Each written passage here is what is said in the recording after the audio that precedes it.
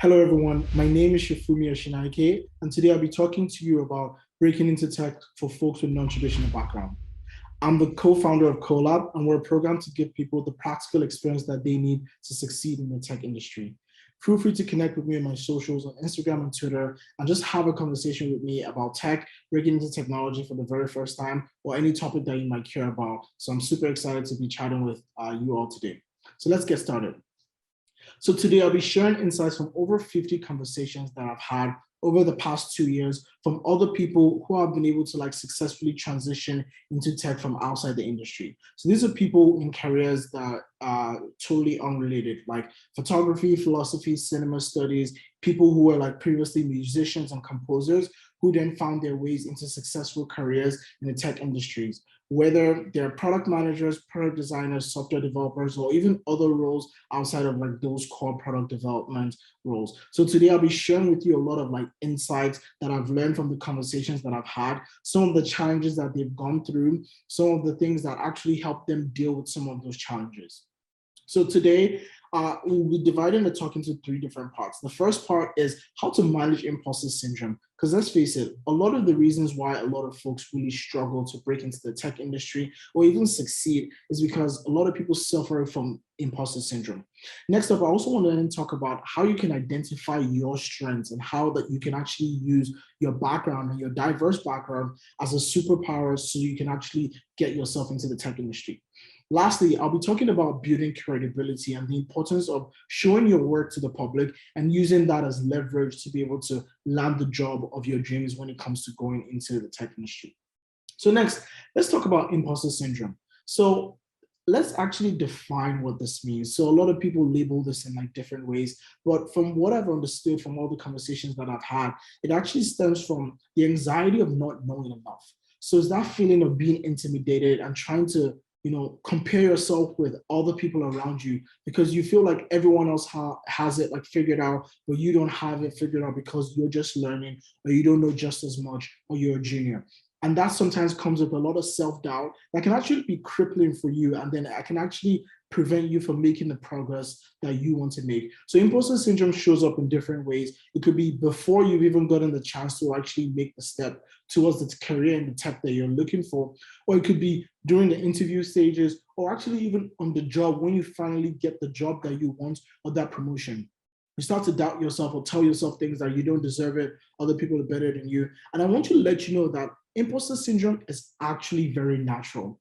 100% of the people that I've spoken to admit that they felt imposter syndrome one way or another. And now I'm here to talk about, it's not about overcoming it, but it's about managing that imposter syndrome. It's very important to understand when it shows up to you and the times that you can actually use it as a benefit to actually move it forward. So again, it's very natural. Everyone feels it. I've spoken to people and companies like Apple, Microsoft, Google, and those people are working at the top 10 companies in the world, and they still admit that they still feel it, from time to time.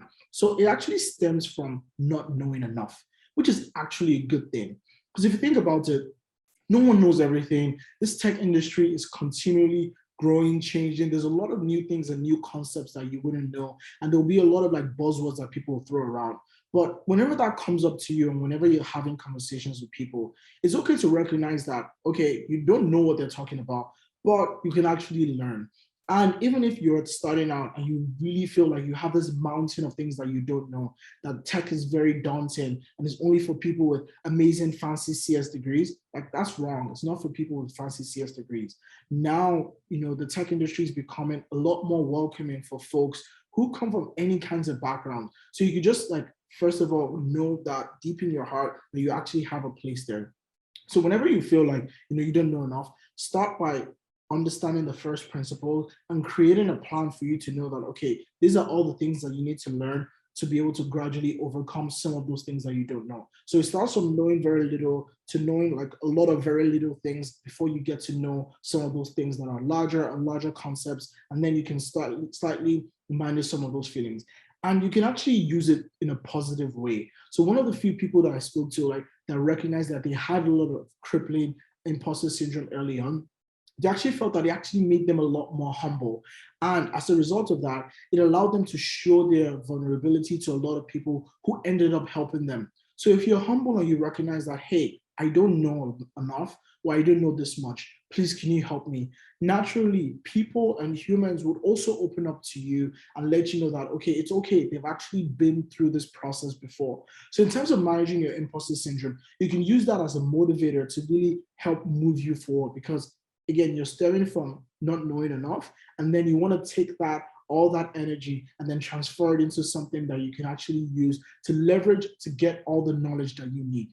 So you can use that whenever you're networking as a networking tactic, or you could use that, for yourself to just remind yourself that it's a process where you need to learn more and more, and you're taking the right steps to be able to do so. So imposter syndrome can actually be a positive. So I encourage you all to try to understand how you're feeling and then use that to move forward.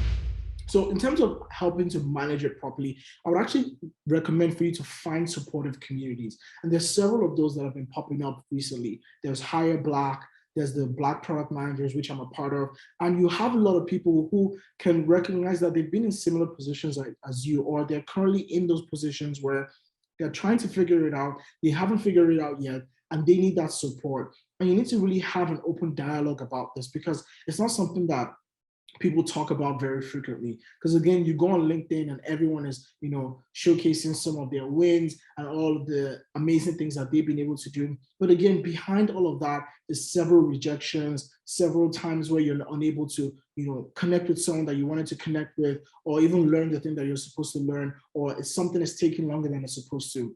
Again, relax. Everyone has their moment. So when you find those supportive communities, you can actually start to talk about this. And some communities are good at fostering those conversations and talking about all the different things that they did wrong and how they were able to use that as a learning experience for them to move forward. So talking about it is very, very important, because it lets you know that, hey, everyone is just like you. Everyone has it in a different way than you, because you'll be going through something and you can realize that someone is going through it, way worse. And it's not to compare and be like, oh, someone else has it way worse than you, so then you feel better about yourself. But it's recognizing that, hey, getting into tech and even staying and succeeding is very hard. Everyone is going to go through challenges. You're going through your challenge. So it's best to be able to be kind to as many people as possible, try and pave the way, try and talk to a lot of people who can help you and support other people along the way, so you can actually manage it better. So as you grow along and it shows up in different ways, you're able to understand how you can move forward about that. So again, it's all about talking about it, finding supportive communities. And next, you want to then start learning what you don't know. So because it comes from actually not knowing enough, try and map it out and try and understand, hey, what don't you know and what do you need to learn moving forward? So from some of these conversations, you start to uncover what you're feeling and why you're feeling it. And then next thing, you get to move on to the place where you can actually start learning something new. And when you're learning, you're enjoying yourself and you're slowly fighting that imposter syndrome until you figure out the next thing to learn. So it's a continuous cycle that you continually have to manage throughout your tech career. So that is sort of our imposter syndrome in a nutshell. Next, I would like to share with you an activity that I learned from a product designer at Shopify. So she had a conversation with me where earlier on in her career, she was going through a lot of the imposter syndrome, and this activity was able to help her overcome and manage some of those things early on, and still something that she does today. So right now, I want you all to list out all your achievements, or some of them, and you can list it out in this format. I can do X. I have been told that I am good at Y, or something similar to that. And I want you all to put it into the chat right now and just really serve as those affirmations that you need to tell yourself. So those are the facts that you need to know. So you can say you're good at communicating, or you're good at being organized, or managing your time. Those are the things that are super important. And sometimes you need to recognize that those things that you're doing are super critical for the job that you're doing or for the career that you want to go to. So instead of thinking about and focusing on how you feel, so next, in terms of the feelings, you can then put this side to side and then compare them. Whereas that you can label the emotions that you feel at any given time. So you can say, I feel X because I don't know why. So that reframes the way that you're feeling to understand, why you're feeling this way and what is the reason why that this feeling has come about. And that can actually encourage you. So I encourage you all to do this activity. Just grab a notebook, after this talk, write the facts on one side, write your feelings on another side, and I guarantee you'll feel a lot better about the things that you're about to do. You'll learn a lot about what is the next step for you, and that can actually help you as you go on in the next steps, which is trying to like identify your strengths and moving on to the career that you would like to follow. So moving on, I'd like to talk to you about how you can actually identify your strengths. And I think that starts with number one, understanding how you learn. So a lot of times we always have this mindset that traditional education is the right way to go, that you have to go to this fancy Ivy League school, or you have to have a particular degree, or work with a particular type of professor. And that isn't necessarily the same for everyone. People learn in different ways. So some people are good at learning the traditional way, but some people are also self-learners. So if you're a self-learner, you might actually want to pick up some resources on your own and then figure it out and like build stuff with that and progress as you learn more and improve your knowledge. But that doesn't mean that you should feel bad that you don't have a particular CS degree. Again, you can also find some other training programs and boot camps, which are becoming a lot more popular for you to be able to get that accountability, get that structured learning for you to be able to actually get into the career or get the skills that you might be missing. So once you've done that activity and understood what's missing, then you can figure out how you need to learn. So it's important to know that no one should be able to put the expectations on what's the right way to learn something. So when you understand how you learn, I think that is very important for you, because if you're trying to figure something out and if it's not your style of learning, then it doesn't mean that you don't belong in tech or it's this tech industry isn't for you. Ultimately, it's about finding the resources and the way that works for you. You might actually work better by building stuff out versus just watching YouTube videos or doing the theory. Again, tech industry is very practical. So understanding how you learn is very important. So really do the work to really figure out, what are the ways that can actually get you the knowledge and the skills that you need, because that's very, very crucial for being able to like identify your strength, and it helps you accelerate the steps that you need to take in order to be successful. Next, I want you all to recognize that no one truly starts from zero, right? And I think it's very, important to recognize that. And I want to further iterate on this point, because sometimes if you're transitioning into a new career, especially in tech, you feel like, oh my God, you have to start from zero. Everyone else is like years ahead of you. They have 5 years or 10 years of experience working in tech. No, slow down. You don't have to start from zero. One of the reasons why the tech industry is so sought after and so great is because we're actually building for diverse people, and we're building for diverse use cases for different cultures, different people, different industries. So you can actually leverage some of your strength from a previous industry into the career that you want in tech. So now let me explain. So there's something called practical knowledge and then domain knowledge, right? So let's say you've been an accountant for so long, right? And then you want to switch into tech, whether as a developer, a product manager, a product designer. You might think that, oh my God, you have to like transition. The transition might be actually very difficult for you, or you might actually have to start from scratch or go into school and like actually build like a 4-year degree. No, you don't have to do that. What you realize is you bring a lot of that domain knowledge and that context of what it feels like to be an accountant. And that's like a good strategy for you to actually, maybe the first step or the first company that you can work at is an accounting technology company. Again, tech is supposed to help solve problems for different industries. So you can find some of those industries that you have a lot of that experience in or a lot of that context in, and that can really help you. Again, context is very important because there's like cultural context, there's your sex context, like what your geographical context, where you've been from before. And all of these things actually play a role into the knowledge that you bring and the perspective that you bring when it comes to actually building products for people. So you never really have to start from zero. You need to recognize that wherever you are, whatever career you're in right now, you bring a lot of things from you that you can actually take on and actually teach some of those people who are maybe veterans of being in the industry for so long. Because if you're building stuff for customers and if you have that context of who those customers are, you can actually go ahead and provide some of those insights. So I think that's very important, and recognize that even if you want to transition, your strength could be the 5 or the 10 years you've spent being a barber or being an entrepreneur or selling stuff on the side, or being very resourceful at a different at a different career that you used to be in before, or even being a student, being a grad student, being an undergrad, or being exposed to a certain community, society, or just a lot of resources or a lot of people that can actually you can actually use that as your strength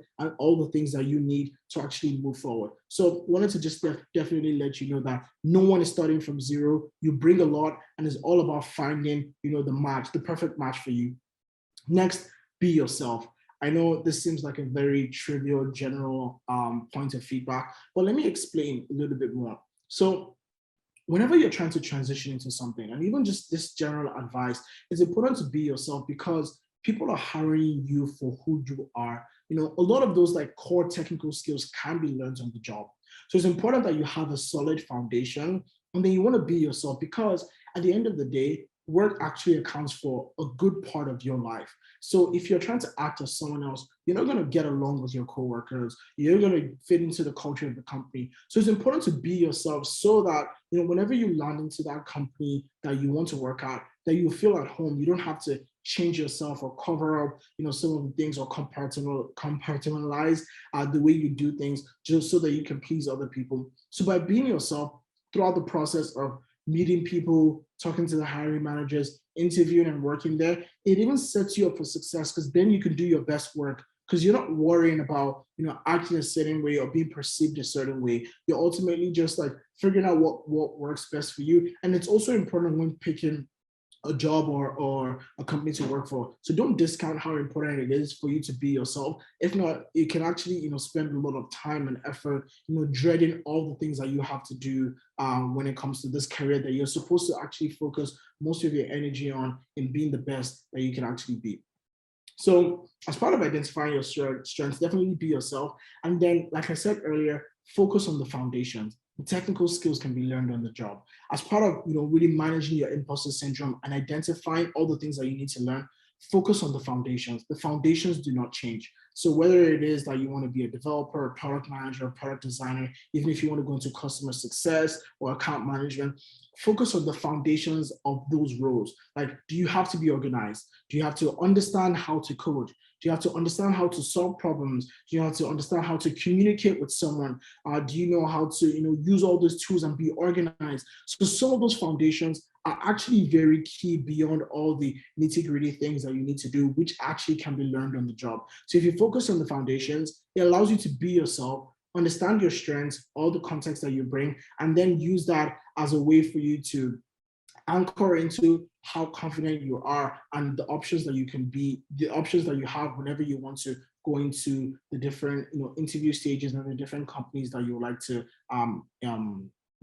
join in those tech companies. So focusing on the foundations really help set you apart because, again, it's not about, fitting in and trying to do everything everyone is doing, because there's this new technology that everyone is learning. Then you want to follow the herd and do that, or you want to keep your resume the same way. No, it's important for you to stand out because your thing that you're trying to hide and conceal can actually be your strength.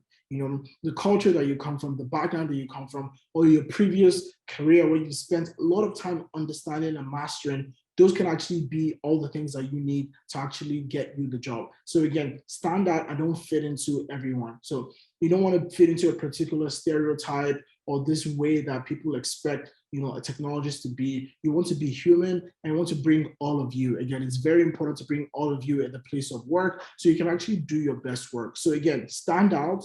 And by standing out, you need to know what makes you stand out. You need to be able to understand your strengths, whether that's understanding the way that you learn, understanding that you don't start from zero and you actually bring in a lot of that context with you, and also understanding the foundations of all the things that you need to do and all the skills that you have so that you can move forward. So it's really important for you as you move forward to get into the technology industry that you really do all those things to make sure that, they can see and spot how amazing you are. And that is the reason why they want to hire you. Not like you have this cookie cutter approach, you're doing what everyone else is doing. And then, in that case, you're not really trying to, make an impression for the people that will be hiring you. Again, be you, stand out, don't fit in.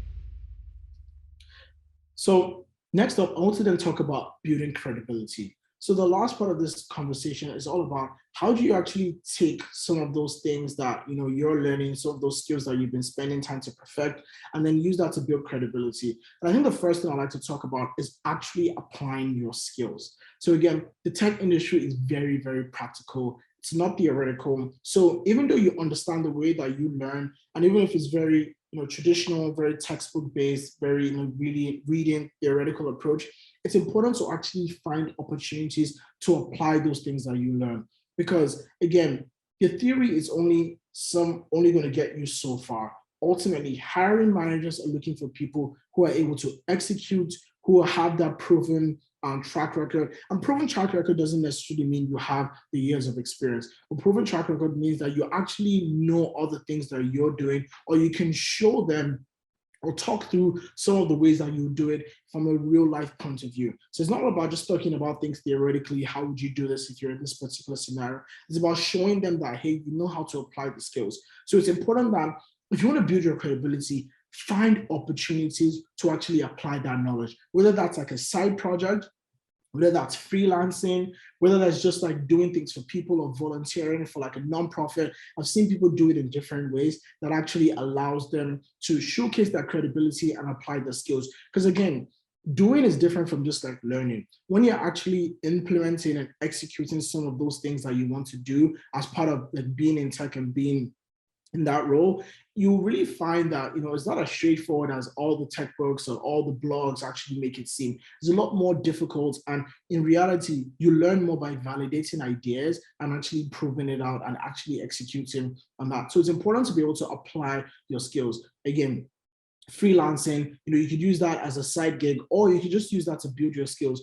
Build like a website for people, or help someone do customer support, or help someone do some designs. You can also work pro bono for a nonprofit. That way you have a real stakeholder who actually can speak to the things that they need to do from a real life point of view, and you can actually help support them and then talk about some of those things whenever you get into your interview. So application is very, very important as you're going through the process of what it feels like to actually work in a tech company. Next, find a community. Like I mentioned, there's a lot of communities that are actually popping up as a result, not just as a result of the pandemic, but as a result of trying to broaden the landscape of the diverse folks who are breaking into tech. Like I mentioned earlier, Hire Black is one of them. Black product managers, there's the Black designers, there's several groups that you can be part of, whether this is on Slack, Discord, or any other ways that you can actually find that community and then talk about all the things that you want to do. And again, try to meet as many people as possible. So when you're in a community, you can actually get a lot of feedback from the things that you're doing. What are the things that you're doing wrong? What are the things that you're doing right? So you can ask for resources, and they're more willing and more likely to share some resources with you as you're going through things. You can also find teammates that you can actually collaborate with when it comes to applying your skills. So let's say you're a product designer and you obviously know how to design stuff by yourself, but you want to know what it feels like to work with a developer.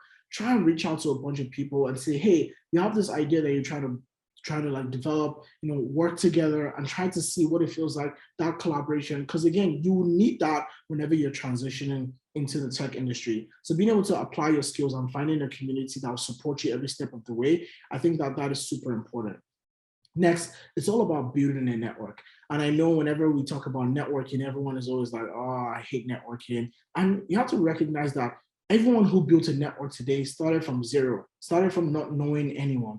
So it's about being intentional and also redefining what networking is. So it's not just about, just randomly pinging people. It's about being very intentional about why you're networking and what you need it for, right? So going back to being humble and trying to understand what are the things that you're missing and what do you need, and then reaching out to those people who can help you. Again, it's crafting a very well thought out message. It's all about being clear in the ask that you have and say, hey, you're struggling with this and this is what you need help with, right? Don't go straight into like, hey, I need a job, give me a job or give me an interview.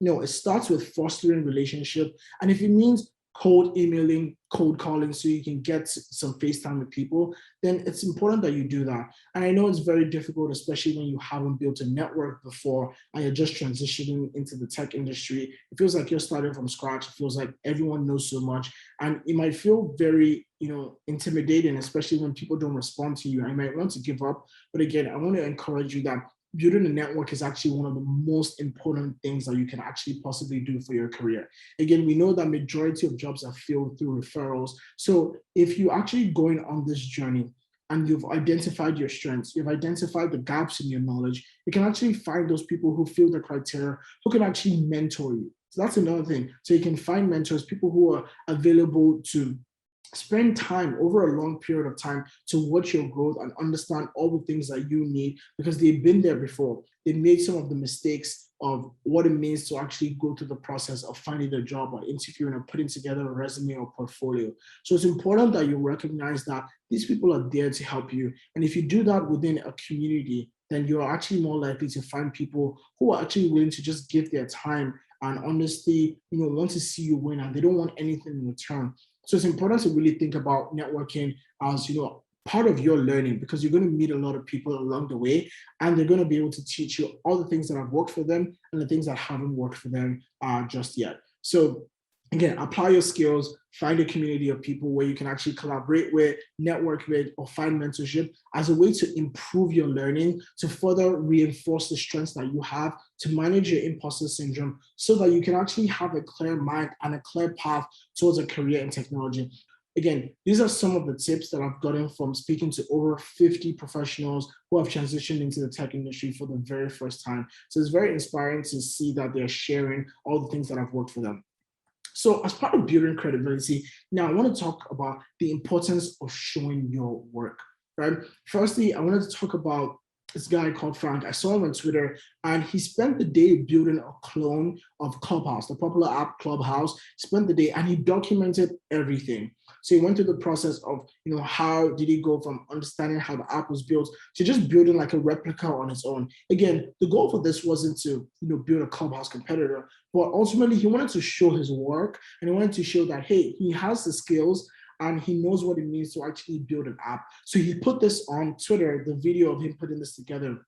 And a lot of entrepreneurs and hiring managers reached out to him, and they just honestly even said, good job, great job for doing this. This is super awesome. And number one, getting some of that, positive reinforcement or some of that validation is also very helpful. You can also get feedback on the things that you can do better. And I was honestly so happy to see that he was able to land a job at Apple, a couple months after posting that video. So you need to recognize that showing your work actually brings results. People do notice and people are watching. So again, I know people have different views about posting stuff on LinkedIn, but again, it's all about building your credibility. And if you've done the work to identify your strengths and you understand the foundations, and in this case, Frank had the skills that he needed, he just wanted to showcase that. And then you can use social media as a powerful tool to actually propel you towards the opportunities that you want. So this is like an amazing example. I absolutely love this so much because, again, a lot of people saw the things that he was doing, and then they were able to point him into the right direction, which ended up landing him a job at one of the best, arguably one of the best companies in the world. Another example that I also wanted to give was from someone called Emily, and she really wanted to be a product manager at Spotify. And as a result, she used this similar design that Spotify had on their app for her resume, and she put it up and she said, hey, I'm looking for a PM job. This is my dream role.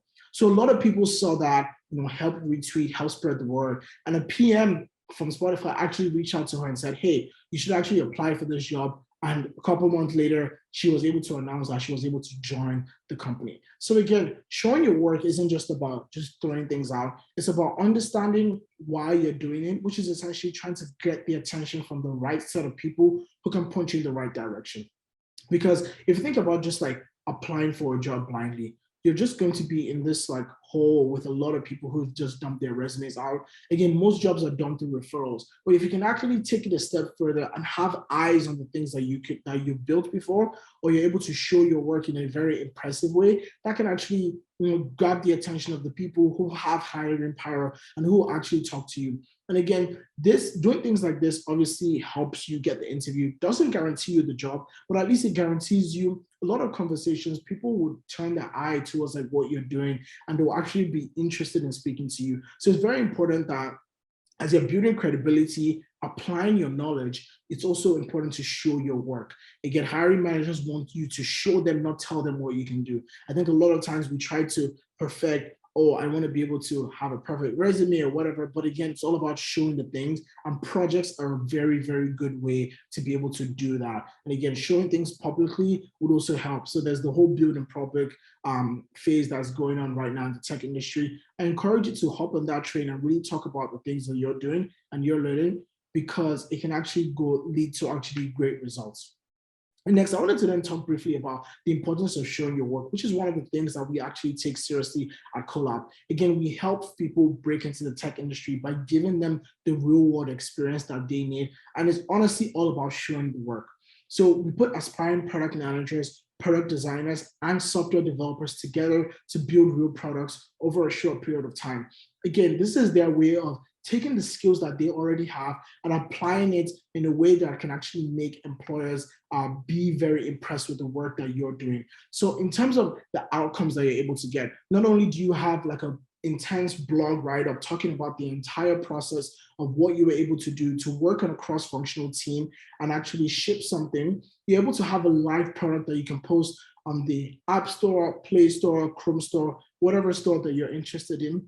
A physical product that people can actually download, use, and really see and understand the work that you and the rest of your team really put in. You have a lot of marketing assets that you can show. You have a lot of recommendations from your teammates and your mentors that you're working with, and you'll have a showcase pitch and a way for you to confidently talk to hiring managers. So this is honestly the importance of showing your work. And it's actually one of the things that we spend time doing at Collab. So if you're interested in product management, product design, and software development, you can actually come through Collab to apply the knowledge that you have based off of the skills that you've already gotten in a helpful community so that you can showcase your work to hiring managers so that you can actually land the job of your dreams. So at Collab, some of the impact that we've made is we've actually had over 300 students who have gone through our program, and we're proud to see the amazing projects that they've been able to build. They've been able to build ideas that they've had on their own, or they've been able to partner with companies such as like nonprofits or small businesses to actually use technology to solve their problem.